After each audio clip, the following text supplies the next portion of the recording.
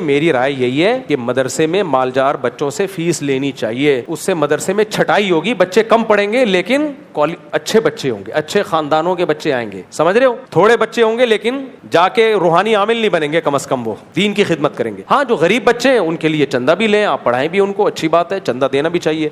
एक बात। दूसरी बात इन्होंने कही है रफ़ी भाई ने कि फीसें कितनी लें। कह रहे हैं उनके मदरसे के मसारिफ 2.5 लाख होते हैं, फीसें जो जमा हो रही होती हैं, बाज़ मदरसे 10-10 लाख रुपए ले रहे होते हैं। देखो, जितनी भी लें लेकिन पब्लिक को बताएं। अमेरिका में, कनाडा में हमने एक खानदानी चीज़ देखी, कोई भी ट्रस्ट होगा उसके आप जाए ना, ऑनलाइन पूरी तहकीक कर सकते हैं किस ट्रस्ट के पास कितना पैसा आ रहा है और इसमें जो मुलाजिमीन है किस किस की कितनी तनख्वाह है। हर चीज़ फेयर होती है। हमारे यहाँ से ऐसा सिस्टम नहीं है। आप कमाएं पैसा लेकिन आप फिर ये बता दें ये मदरसा हमारी सोर्स ऑफ इनकम है, ताकि लोग ज़कात सदकात के पैसे फिर ना दें। आपने उधर फीस ली, इधर आपकी सोर्स ऑफ इनकम है, 2.5 लाख एक्सपेंसेस हैं, 7.5 लाख आपकी बचत हो रही है और साथ में ज़कात सदके फितरे भी मांग रहे हैं आप लोगों से। ये फिर ज्यादती है भाई। या तो इसको कमर्शियल बनाओ या फी सबीलिल्लाह बनाओ। लोग क्या करते हैं, अंधेरे में रख रहे होते हैं भाई, या कमर्शियल होगा या फी सबीलिल्लाह है, तो फिर बता दो सोर्स ऑफ इनकम नहीं है ये, 1 रुपए भी हम पे हराम है। फिर वो रुपए कहाँ गया? महल्ले वालों को आप लिख के लगाएं इतनी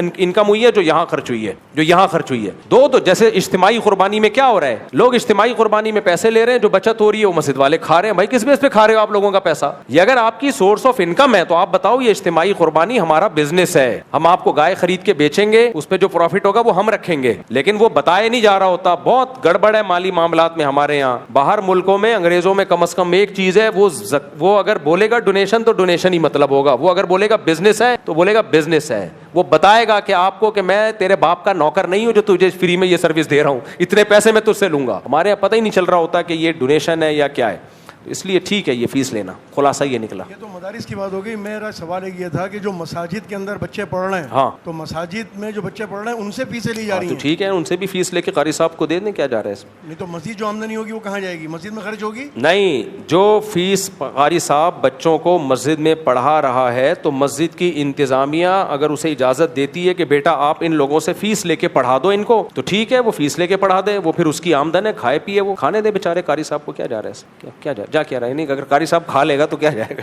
देखो, बता के जो करना है करो, ड्रामे ना करो, ड्रामे ना करो। कारी अगर 2 नंबर यहाँ कर रहा है, उधर फीस भी ले रहा है और उधर लोगों को तस्वीरें दिखा रहा है मैं इतने बच्चों को पढ़ाता हूँ, तो ये गलत है भाई। या तो फ्री में पढ़ाओ, मस्जिद आपको तनख्वाह देगी, या बच्चों से फीस लो। तो ये सब इंतजामिया की इजाजत से होना चाहिए। तो इंतजामिया जो तरीका सूटेबल समझती है वो तरीका चला दे, कोई हर्ज नहीं। खाने दे कारी साहब, बेचारे गरीब लोग होते हैं, उनको खाने दो। हम कहते हैं कारी मारे नहीं बच्चों को, बस पढ़ाए ईमानदारी से, हाथ नहीं लगाए उनको।